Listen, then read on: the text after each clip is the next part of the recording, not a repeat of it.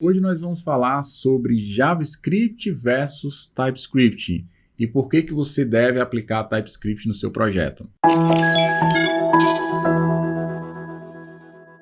Eu queria começar esse vídeo falando de um conceito chamado superset, que é um conceito super simples, eu acho que a maioria de vocês já devem conhecer, que é a seguinte frase, né? O TypeScript ele é um superset do JavaScript, ou seja, ele tem tudo que o JavaScript tem e acrescenta uma série de funcionalidades. Na verdade, o TypeScript ele é um compilador que, no final das contas, transpile, né, faz o transpile do código ou a tradução do código para JavaScript, porque o browser não entende JavaScript, o Node não entende JavaScript, o V8, né, que é o runtime JavaScript do Node do Chrome, que também é usado no Node, não entende TypeScript, e no final das contas é feito um transpile, né, uma conversão de código para JavaScript. Ou seja, essa seria a única desvantagem, em vez de você programar diretamente em JavaScript, que é a linguagem que é interpretada, né, pelo V8, que é usada diretamente no Node, no Chrome e tal, você vai ter um passo intermediário que é fazer o transpile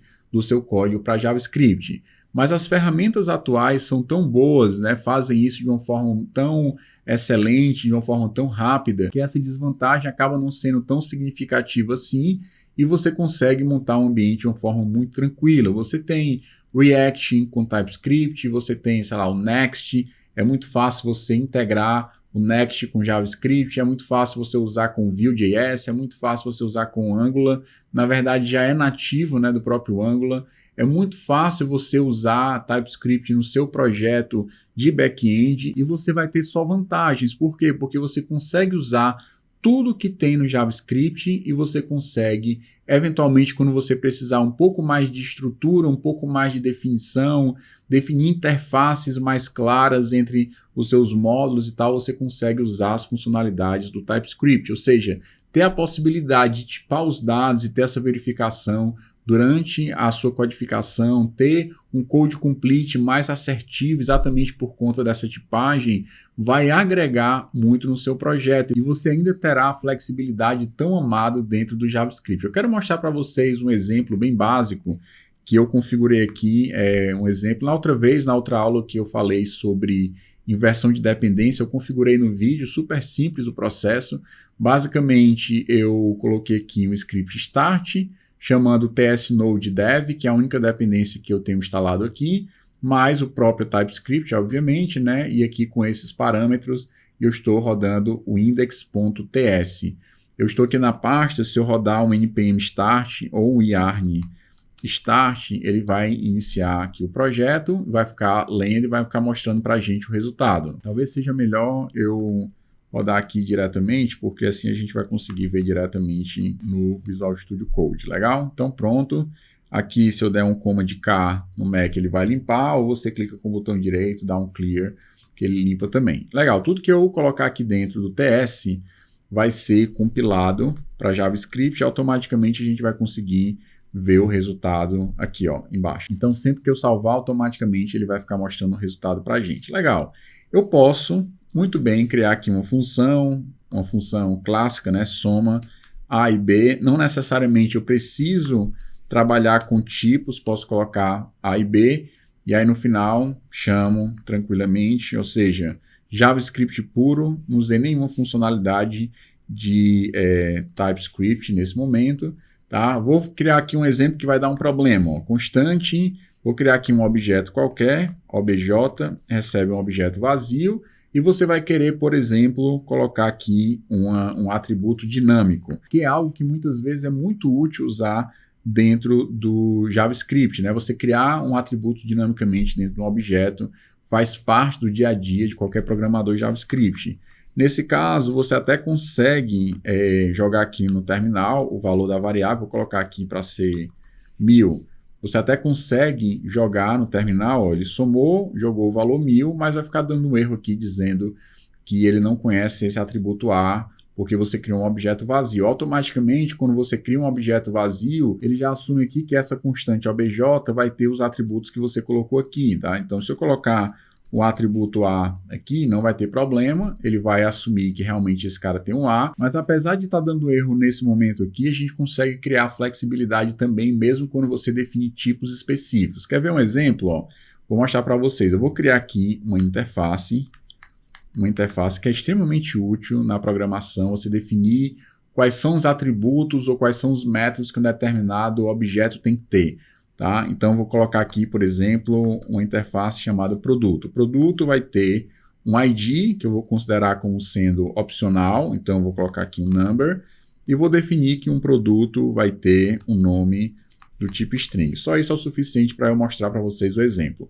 Então, nesse caso, se eu for criar um P1 que é do tipo produto, tá? Obrigatoriamente, eu preciso definir todos os atributos obrigatórios. No caso aqui, eu tenho que informar pelo menos o nome. Então, mesmo que eu coloque nome recebe valor nulo, ainda assim eu tenho que colocar o nome. Já o ID é opcional. E se eu disser que o ID não é opcional, obrigatoriamente eu preciso aqui colocar o ID, tá? Vou voltar para ser opcional. Legal, mas uma das coisas que é muito importante dentro do JavaScript é você conseguir, por exemplo, criar algo dinâmico. Você vai querer em alguns momentos ter a garantia de que determinados atributos ou comportamentos vão ser respeitados, você tem a possibilidade de usar uma interface, mas você, por exemplo, pode querer ter atributos dinâmicos. E nesse caso você consegue, né? No caso do TypeScript, ele tem um atributo que ele chama atributo indexado. Então aqui eu posso colocar, por exemplo, uma chave do tipo string e o retorno vai ser do tipo n. Então nesse caso eu tenho como colocar qualquer tipo de atributo que eu queira colocar dentro do meu objeto, 12.99, e ele não vai gerar nenhum erro, exatamente porque aqui eu consigo ter uma flexibilidade, mesmo sabendo que, ó, se eu fizer aqui, ó, um P1 ponto, ele vai completar para mim o ID, vai completar para mim o nome, por exemplo. No outro exemplo, né, que eu acho que eu nem terminei, eu vou só comentar isso aqui por enquanto. No outro exemplo que eu criei, né, ó, constante obj recebe isso. E se eu quiser aqui, por exemplo, colocar obj.a recebe 1000, ele não vai deixar, porque ele viu que o objeto que você criou não tem um atributo A, mas se você colocar que esse objeto é do tipo n, ele não vai reclamar, ou seja, você também não vai ter o complete, né, obj. Ele não sabe exatamente quais são os atributos de objeto, mas você vai ter a flexibilidade do JavaScript, ou seja, você consegue trabalhar com tudo aquilo que o JavaScript tem, colocando aqui algum código adicional, muito pouco, né, isso não vai gerar impacto nenhum no seu projeto, e você pode continuar usando o JavaScript com a flexibilidade que o JavaScript tem, só que você tem a possibilidade de usar várias funcionalidades interessantes que o TypeScript agrega para você, vai te dar uma maior segurança no teu código, vai garantir que você vai estar passando de fato aquele parâmetro que você quer, e se eventualmente você não estiver passando um parâmetro que era esperado, você vai ter um erro de compilação, e isso vai te ajudar muito a amadurecer o teu código e a definir interfaces melhores, né? Definir, por exemplo, contratos entre camadas na sua aplicação para que você realmente consiga implementar uma arquitetura mais robusta. Então, muitos projetos, e no próprio slogan da linguagem, né, a própria Microsoft colocou lá que é o JavaScript que escala. Significa que se você pensar em projetos maiores, projetos que precisam ter uma certa formalidade, né? Você tem que usar flexibilidade. Sim, você não vai abrir mão da flexibilidade do JavaScript em nome da tipagem. Você vai colocar e usar a tipagem onde você realmente precisar e você vai conseguir ainda assim ter flexibilidade quando você precisar.